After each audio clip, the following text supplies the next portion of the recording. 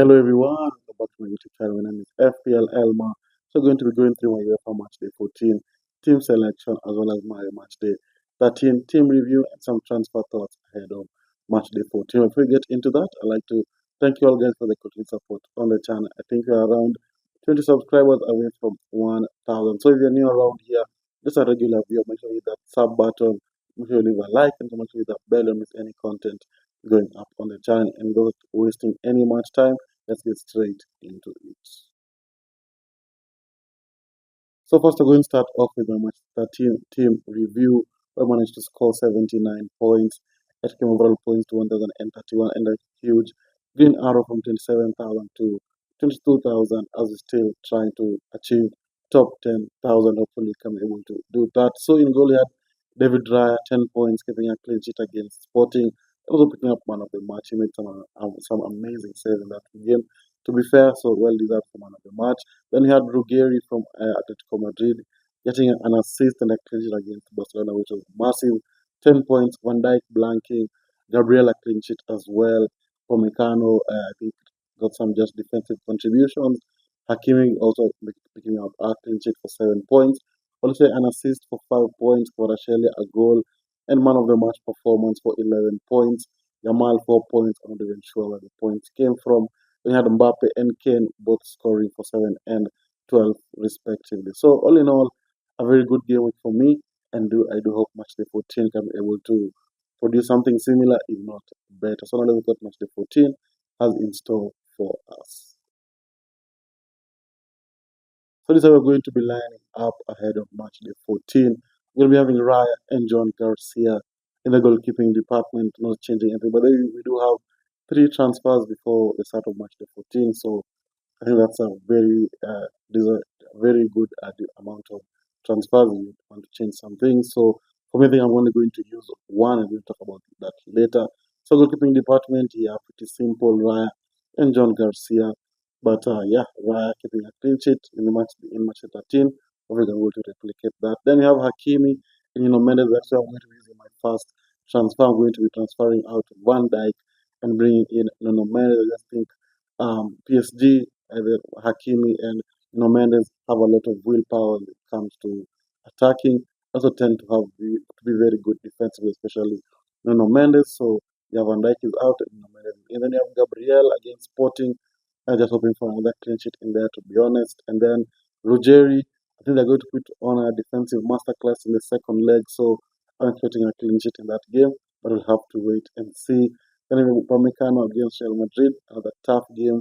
They're going to be away from home, so it's going to be interesting to see how this one is going to go. But the team that can keep a clean sheet against Real Madrid, I think it's going to be Bayern Munich. Maybe a cheeky attacking return as well. He had a wonderful chance which he missed, and yeah, really disappointing. But all in all, I think there's a solid defensive structure and also very good goalkeepers. And let's look at how the midfield is going to be looking like. That's what the midfield is going to be looking like, and I do apologize about my voice. I had a very wild weekend, so my voice is going to be a little bit cranky, if you can say that. I'm not very sure if that's a word, but yeah, sorry for the voice. So, in go over to the midfield, I'm going to be having Yamal and Famin Lopez. Of course, Yamal, I think he had a very decent game against Madrid, but they were just lacking when it comes to scoring goals. But yesterday, things against Espanyol, 2 assists, he looked amazing once again. Just an amazing talent. It's going to be interesting to see where the heights can be able to take him. And then you have Famin Lopez, unfortunate not to start in match day 13. I think he was coming back from an injury, but for match day 14 is going to start and will get some attacking returns.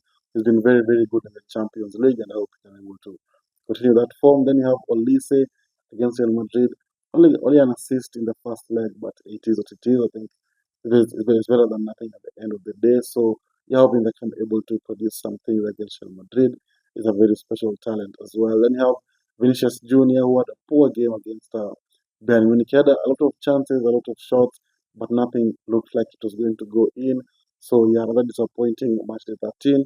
But I do hope match day 14 can be able to turn it around as they look for a comeback against Bayern. And then you have Kvaratskhelia, just more of the same. Please, he's been amazing in this Champions League run from the round of 16, even the playoffs. to the quarters. It's just been amazing, and I hope they'll be able to continue that form against a poor Liverpool team who are very poor defensive. But at Anfield, it's going to be a tough task, but I do hope they're able to produce some attacking returns. So that's the midfield. Looks pretty solid, full of goals and assists. Now let's look at the forward line.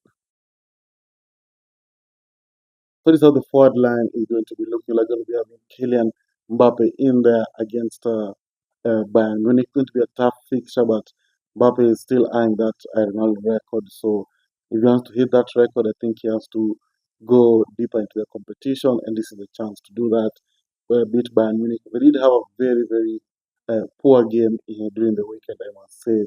Though it ended 1-1, it looked absolutely shocking and devoured of motivation. So I don't feel that with much optimism for this game. I think Bayern Munich are going to win, but I do hope that Mbappe can be able to sneak in at some attacking returns. The next player is Harry Kane. That's during the weekend, so it's going to be raring to go for this game against Real Madrid.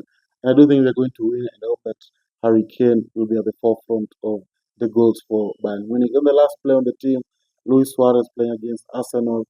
Just hoping for that glimmer of hope that Sporting can be able to do something.